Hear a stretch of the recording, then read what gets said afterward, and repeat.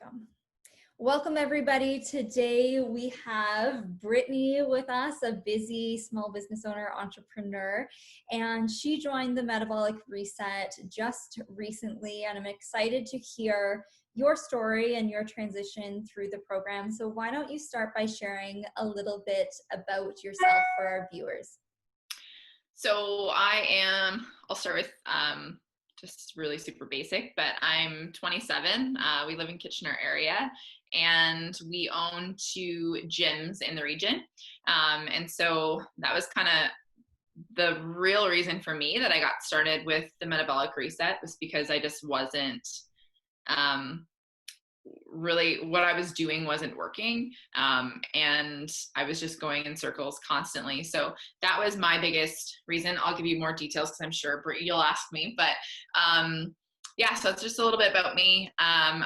We live a really super busy, hectic life. We own, again, 2 gyms and I still work full time. So I commute to a corporate job in Oakville every day. So we live this busy lifestyle. And so I needed something that A, worked, and B, was easy. So here we are. You have a matching dog to my Cusco. I do. Which I know personally how much attention and guidance and They're wild. they're a handful, Huskies, for sure. Oh my God. I didn't know until I thought I knew dogs until I got a husky. I was like, wow, that's a whole new world. Yeah. When we put Cusco in his training, everyone was like, wasn't it so hard to leave him for 6 weeks? And I'm like, it was either 6 weeks or forever. Literally, I know. We're at that point now. I'm like, shit, we should have got him trained a little bit earlier. Yeah, for sure. So tell me a little bit about, what were some things that you, like owning a gym, you probably tried some things in the past. What had you tried before and what led you to start the Reset program?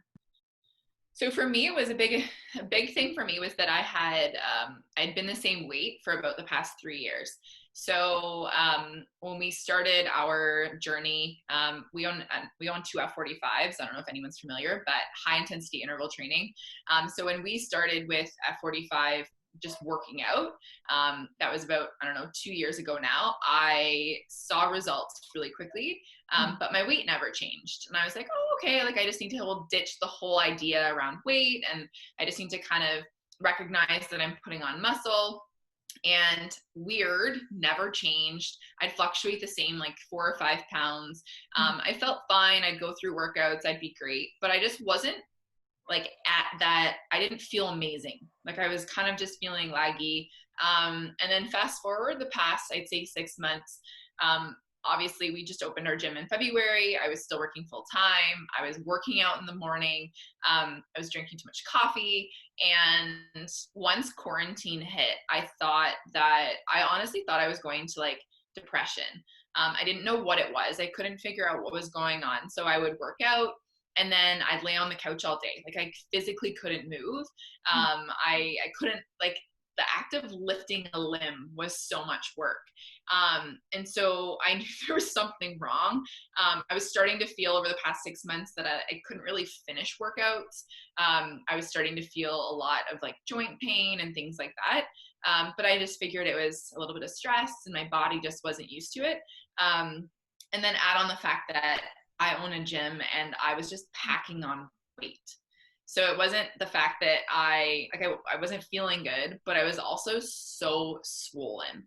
And I couldn't figure it out. And not that as a gym owner, you have to be thin, but I also wanted to be like this picture of health for our gym. And I wanted people to see what's possible through exercise and healthy eating. So the be all and end all for me was we did a 6-week challenge through F45. We cut out all alcohol. We cut out everything unhealthy, or so I believed to be unhealthy, and worked out every day. And I gained weight and my after photos were significantly, like I was looking really swollen, like there was something seriously wrong. And so I actually messaged Brian on Instagram and was like, I don't know what to do. Like I need some serious help here. I'm willing to do anything at this point. yeah, and that's kind of what brought us to today. And that can be so frustrating too. And I see it all the time. Like, we work with individuals who are health focused, health conscious. And when you're like, I just want to be able to work out. I just want to be able to eat healthy foods and I just want to feel good. So it can be especially frustrating for those who are like, I'm willing to put in the work, but it's just not working, right? Yeah. Yeah, and it's hard when you like I was starting to see results in terms of like my strength. So I would lift heavier and I was starting to do more in terms of being able to do more in the gym, which was awesome. But I just kept getting more swollen. Like I just kept getting more and more large, and it was so frustrating. Mhm. Yeah, and there's this misconception that, you know, exercise, you need to eat less and exercise more. And that's not always the case. We need to make sure that we have really good hormones so that when you're putting in the work of exercise, it's actually improving your overall health versus being more of a burden or a stress on your body. So once your stress, your sleep, your hormones are in check, you put the exercise back in. So, you know, when you put more exercise back in your maintenance phase, you're going to start to see results faster and quicker. Sure. Also, you can monitor too. And if you see those weight fluctuations with exercise, you're like, okay, yeah, I overdid it that day. It's too much for my body right now. Yeah. And how did you feel about scaling back exercise on the losing phase? Like, was initially It was it why? was hard. So I was really lucky. Like I don't, not to say that I couldn't have done this at any other time, but I work out every day and I work out with our members. And so for me, had we been open and they had seen me not working out, it would have been like I didn't know a lot of people. I've started having conversations now when people are like, where did all this weight go? They're like, what are you doing? But it wasn't hard. It was more of a just like weird for me. It was just very awkward not working out. And it was typically it's my stress relief. So I had to find other things. So I started reading, which I don't ever just sit and read like thrillers. Like I never do that. I'm always working. So I actually just sat back and started doing some reading and things like that. So I just found a replacement for my exercise. Mhm. I'm finding now I've just started like adding teeny bits of movement back in. Yeah. And it's so exciting. So I'm like, this is kind of nice. It's kind of nice when you get a little break and you can get back into it and really start to see those results. So And a couple of the concerns I often get when I work with individuals in the fitness realm is, oh, I'm going to lose all my muscle. And I'm like, if you're properly nourished and we're giving you amino acids and detox support and you're doing the intermittent fasting properly, you'll actually preferentially use your own body stores over protein. Yeah, when you get to the lower portion of your body weight, then yeah, you might be tapping into some muscle stores. But as long as you're doing it properly and you're properly fueled, that's not going to happen. So all of that exercise you did before and the strengths, yeah, you're really going to start noticing. A lot of you individuals are see like, it. I seem so much more. Well, like it's been covered for so long by this swelling and this inflammation in my body that now I'm like, okay, there's the biceps I've been working on, and there's like last night I was looking in the mirror and I'm like, Erin, I have abs. Like I've never in my life had abs ever. And so like you can start to see little things. So I've been asked that question. They're like, oh, people are like, you're eating so little. According to them, they think you're eating nothing, but I think I'm eating more than I've ever eaten.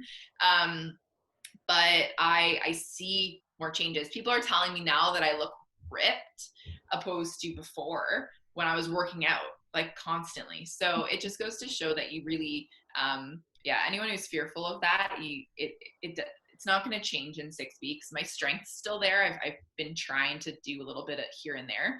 I'm not lifting, but we're doing boot camp, so I have to like demonstrate some exercises, and it's kind of neat to be able to grab a weight and be like, oh, okay, I can still do that.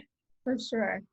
And also too, it gives us an opportunity. So if you're a type of person and we've able to identify that your body overproduces inflammation or overproduces cortisol or stress hormones with exercise, it doesn't mean, maintenance, you can never add exercise back in, but we might want to talk about, okay, here's some things that we're going to, tweak your nutrition plan, and here's your meal timing, and here are some supplements to take post exercise so that you can still exercise, increase your strength, and feel good. But we want exercise to make you more resilient, not to be this big inflammatory response that, holds you back a little bit. For sure. Yeah, and there's been times where I've overdone it with walking or things like that during the metabolic reset. And I went on a 6K walk one day, and it was really hot, and I didn't realize how far I was actually going. And I weighed myself the next day, and I went up 2 pounds, and that whole day I felt like crap. And so I really learned that it's like, okay, yeah, your body just isn't ready for that yet. So I've slowly added in like 10 minutes on the spin bike and things like that now. And it's amazing to feel great. Like, it's nice to finally hit a point where it feels good to exercise, opposed to knowing the repercussions after exercise. That was always my biggest thing, is knowing that I was exercising and I had a full day left to do stuff, and I was exhausted. And so it was really tough to hear from people that are like, oh, exercise fuels me and gets me going for the day, and it gives me energy. And I'm like, meanwhile, I can barely make it through the day. And that's a telltale sign too, right? Like, if you're exercising and it's not making you feel good, or you have significant muscle fatigue, then we need to look into why. Like, of course, if you're trying to do your 1 rep max and it's really strenuous, okay, you're going to be sore. But if it's a consistent thing where exercise that you used to be able to do is now making you feel drained, then let's figure out why that is. And it like, for some people, it's really just some key nutrients that we need to replace, or say, hey, eat more of this. And it makes a huge, huge difference. Yeah, it's huge. And you were really health conscious prior to the reset program overall, like whole foods. Was there any really big dramatic change in terms of, what you were doing before with your nutrition to now? Have you pinpointed something that maybe doesn't work for your physiology? Yeah, I know, like, I have a brutal tomato allergy. I can't have tomatoes. They just react awful in my body. My weight usually goes up. They create a ton of inflammation. So, like, something as simple as like grabbing a coffee cup in the morning after tomatoes is like, my fingers ache. And I would have never felt that before. So I think the coolest thing for me that the metabolic resets taught me is, once you get rid of all the inflammation and then you eat something that's inflammatory for you, and you can actually feel what inflammation feels like. Mm-hmm. And it's not even like my stomach hurts or anything like that. It's brain fog and your joints hurt. And like, I feel like I just went on I just feel like I ran a marathon after I eat things that bug me. Mm-hmm. I know for sure that sugar and gluten are 2 huge things. I'm sure they're huge things for everyone. But I had a little piece of pie on the weekend, and the next day I couldn't even put words together. Like, my brain just wasn't working. Mm-hmm. Whereas before, those of you who eat sugar every day, you don't feel that, right? You don't notice a difference. So I think that's been the biggest thing for me, is it's become an experiment. Like, it's actually really fun to step on the scale in the morning and see how what I ate yesterday reacted or didn't react, or did you overdo it? So it just more becomes a game. I know that sounds so wild. Yeah, it's changing the mindset that the number is good or bad. It's not good or bad, it's feedback to help us predict how foods work for us and shift it. It's interesting. I not everybody is sensitive to tomatoes, but lately I've been really attracting a lot of, like, every interview I'm doing, it's like, I'm sensitive to tomatoes. I'm sensitive to tomatoes. I'm like, what is going on with tomatoes? Yeah. Like, or is it honestly, it's probably something they're putting in them, or something. I don't know. But there's 3 things that I know for sure so I did an allergy test, and it was kind of hilarious because tomatoes, cashews, sunflower seeds were my 3 the biggest things I'm allergic to. And I used to eat them every day, like every single day. Yeah. I'd have a salad with tomatoes, sunflower seeds. I'd have handfuls of cashews. And now looking back, it's like, holy crap. Now I know why. Yeah. So And it's Body's interesting. a weird I thing. mean, in terms of the blood test for food sensitivity, the more you do consume a food, the more opportunity for your immune system to react, and then we would measure more of those antibodies. Tomatoes are Mm-hmm. an interesting one because they fall into the nightshades category. So tomatoes, peppers, potatoes, eggplants. So sometimes if you're sensitive to tomatoes, keep an eye out for those other ones too. Yeah, Potentially can be an issue as well. Did you ever try the cashew trick on the plan? I did, and I had no issues. I was actually okay with it. Yeah, It worked. yeah. So it could have just been the amount, right? Like just overdoing it. And I think that's too like gluten and dairy. Yes, they have some of their own issues, but part of it could be that it's just something that we consume all the time in a standard North American diet. For sure. Yeah. Yeah, I know it's been crazy. And because you're so busy, did you find that the nutrition plan was hard to implement, or what was your experience? Honestly, I think for me it was I thrive on intermittent fasting. I don't like breakfast. Like I don't like breakfast food unless it's pancakes or crepes or bacon. I don't like it. And so for me, omitting breakfast was an super easy thing. And I also love that it's quick. Like you get up in the morning and there's no thinking. Like you just make your coffee or whatever you're having and you go about your day.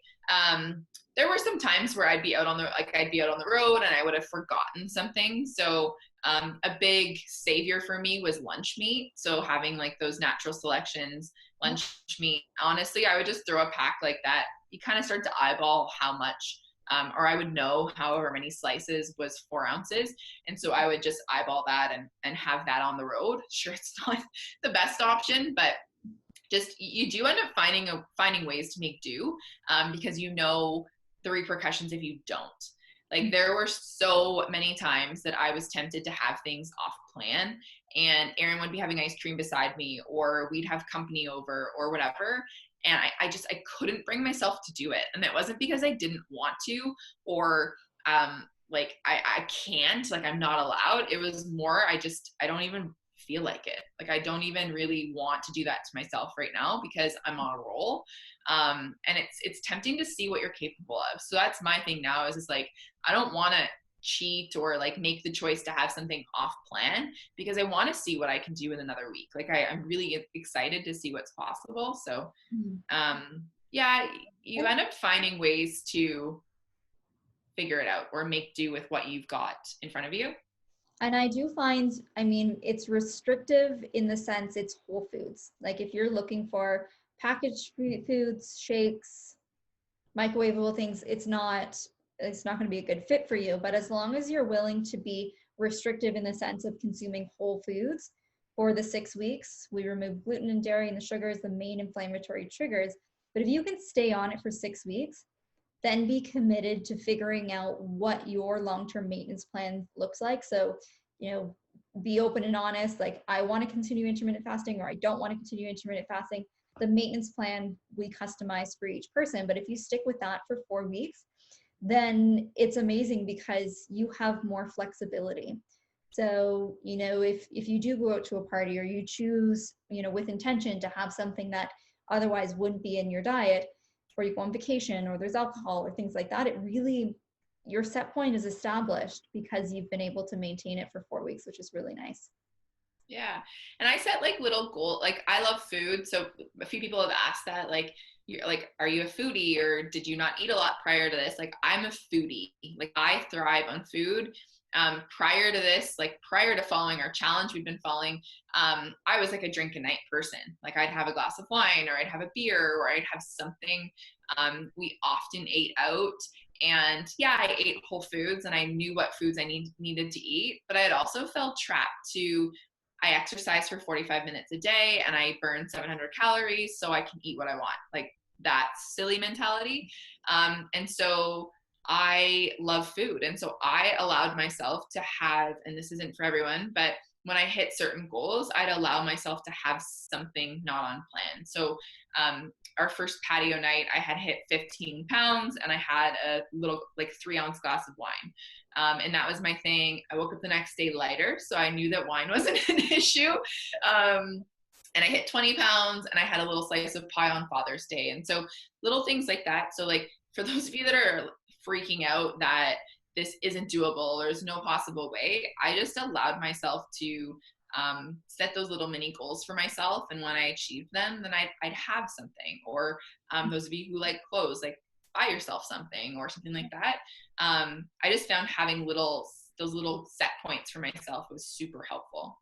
And we can be flexible with it. So I would rather someone come to me and say, FYI, I am having wine. What would you suggest to support that? That's what I said to Allison. I was like, I'm having it. She's like, okay, have it. Like, I don't care. What am I gonna say to you? Yeah. But yeah, it's just I swapped out my fruit and had a wine instead. So Yeah, and good. in terms of like if you know like okay, sugar is something that affects me, which it's truly our drug of choice in North America, right? Like we know it's addicting, we know it produces the similar neurotransmitters in the brains as other addictive substances. We know it's not healthy for us, but unfortunately, food companies invest billions of dollars to get us addicted to it. Then we feel like it's all my fault. I don't have willpower. It's like you're just consuming an addictive substance. So Yeah. one of the things I like to do is swap out stevia or monk fruit. I find that sometimes is a little bit better and doesn't produce the same inflammatory response too. Yeah. So Yeah. point is, you can always modify things to fit your maintenance plan. 100%. Yep. It's so worth it. So who cares? And I say that now as I was like frantic my first week. and was it hard to get started, or like most people are a little bit overwhelmed at the start? It was hard. It wasn't overwhelming. I just found it like I had to get in that mindset. I had to get in the mindset of it's not that I can't have it. I had to get in the mindset of this isn't for weight loss. I think that was the biggest thing for me is initially I went into it being like, I'm going to lose this much weight and this is what's going to happen. And I had to flip my mindset to like, this is for me. I looked at it as life or death. Like, not that I was going to die if I kept going, but it could have shortened my lifespan. It could have really put me into a place where I wasn't well. And so I looked at it as that, like, I have to do this for my health. This isn't for anything other than that. And the second I switched that thinking, it was just game on. Yeah, and that's what it's all about. If I'm on a call with someone who's solely focused on the number, my response is always like, if you're only focused on the number, you're going to lose the 20 pounds and then you'll be nitpicking with something else. So you have to really focus on, energy, confidence, bloating, whatever it is for you, and take it as like a learning experience to incorporate the habits and the tools lifelong to maintain good health. And then weight is the side effect. 100%. It's a good side effect, but it's secondary. The best side effect. Yeah, for sure. And what would you say to others who are maybe on the fence about doing something at this time to improve their overall health? Whether it's the reset program or, any positive health change. I think it's just you have to make the decision, and no one can come to that decision other than you. So for me, I hit my breaking point, and I knew that I had to do it. But had someone come to me and told me that, say Brianne got my labs and said, "Hey, Britt, I think you should do this," I probably wouldn't have listened. But I hit my breaking point, and I had to make that decision. So if I always say to people, if you're not all in, don't do it. It's expensive and it's a lot of work. It's 6 weeks of like solid commitment. But it is the best thing I've ever done. Like, I feel like $1,000,000. I haven't weighed this weight since I was in high school. Like, legitimately, I almost died. And In a good way, though. In the best way. Yeah. In the best way. But you feel so great after it. And it's just being able to carry this on for the rest of my life. Like, I could follow the same, not as stringent, but a similar meal plan for a long time. Like, it is not that difficult. And just jump in. You have these tools for the rest of your life too, which is amazing. So if you ever do put on a few pounds, you know that you can always come back to metabolic reset systems. And yeah, And then you know what works for you. Like if you have a big event or a photo shoot or something, you're probably not going to have tomato soup the night before. No, that no more tomatoes for the rest of my life. I'm like, I can have pizza without tomatoes. Oh, it's so funny. Yeah, and everybody's different, right? Like too often in the health space, it's like this blanket recommendation that everybody should consume tons of fats, no gluten, no dairy, and you'll be good, no sugar. And it's like, well, if you did that and it was a whole bunch of tomatoes on your meal plan, you probably wouldn't be feeling good. So we have to find what works for each 100%. individual. For sure. I know, it's crazy. And do you have any words of wisdom for resetters who are just starting their program or need a little bit of motivation right now? Use the Facebook group. So I was pretty active in there because I found a lot of things that I'm not like I don't like just like chicken and veggies. Like I can't just do that every day. I got to the point where I actually would rather have fasted than eat. Like that's how bad it got at one point because I just didn't feel like food because it wasn't good, just didn't taste good. And so you use the group because a lot of people have found ways to make meals out of stuff on the plan. Like I make sorbet every night for my fruit and I feel like I'm eating the most decadent dessert ever. And it's just, I love that time. Erin will have ice cream and I'll just have my sorbet and it's delicious. So if it wasn't for the Facebook group, I never would have known about it.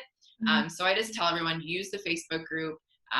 Honestly, I've had a couple people message me and just say, hey, can I have you as my like a little buddy or something? And I'm like, yeah, sure. Like I use the people that are in the group, use those who have done this before, because they know what they've done. So that's been the biggest blessing ever is that group. Yeah. And there are some, so I'm the boring type, like, let's just have the protein, the vegetables. You can't do it. So a lot, I'm like, yeah, it's super easy. Just grab an apple and a cucumber and your cold meat and it'll be good. And like, yeah, that's fast. But for people who really like the pizza that you made, My God. That's amazing, but I'll probably never do that. But there are people, like if you are a foodie and you like to cook, there are, like if you look at the photos in that Facebook group, there's some pretty intense, delicious. It started that way for me. I was like, okay, I'm gonna do this, this, and this. And then it got to the point where I was like, salad. I'm just having salad. I'm so boring. And then I got bored. And so now I started to make some things. But you'll find, like I made that meat saw and I literally froze the crust. And then I just take it out the night before I want it. So simple. Things like that are handy. You have to think of things that if your family's having pizza for dinner, you're not just going to sit there and eat a salad and be confident and comfortable. So I found things that I could make as replacements. So I made my meat saw and I had that and I thoroughly enjoyed myself. So just find things that you can kind of replace that with. Cause it's not just a quick fix. Like you're probably going to be doing that for the rest of your life. Have the pizza every once in a while, but it's probably going to be that habit you're going to want to get into anyways. So, and really, like if we look at the foods that our bodies are designed to consume, it's not packaged foods. It's not, pizza every once in a while is completely fine, but we really have to go back to it's whole foods that our body wants and needs. So if we can do that for a majority of the time, then great, right? Like anything with weird ingredients in it is probably not ideal and creates inflammation in the body. And then we go down the rabbit hole of poor health. So yeah, I do think it's the foods that we're designed to eat and we have to shift into that way. And it's easy, right? These are foods you can find at the grocery store. There's no real ingredients. Maybe like an arrowroot powder might have been new, but yeah, everything's been honestly pretty simple. And there's so many websites you can buy stuff off now, and Amazon has everything you ever need. So it's so much more accessible now than it's ever been. So it's just a matter of just doing it and just making that decision and jumping in. And start something, right? And if you're not feeling well, keep finding practitioners, interview different people, find someone that resonates with you. Because the way that I might present something might not be the way that you need it presented or you need to hear it. So just keep trying, find someone, and there is a plan out there for you to get you feeling really good. Yeah. Well, perfect. Did we cover everything that you wanted to cover? Yeah, I think we're good. Yes, perfect. Okay. Thank you so much for this. I think it's going to be really inspiring for others, and I really appreciate you No spending worries. time with me on a Thursday afternoon. Awesome. Thank you so much. Thanks.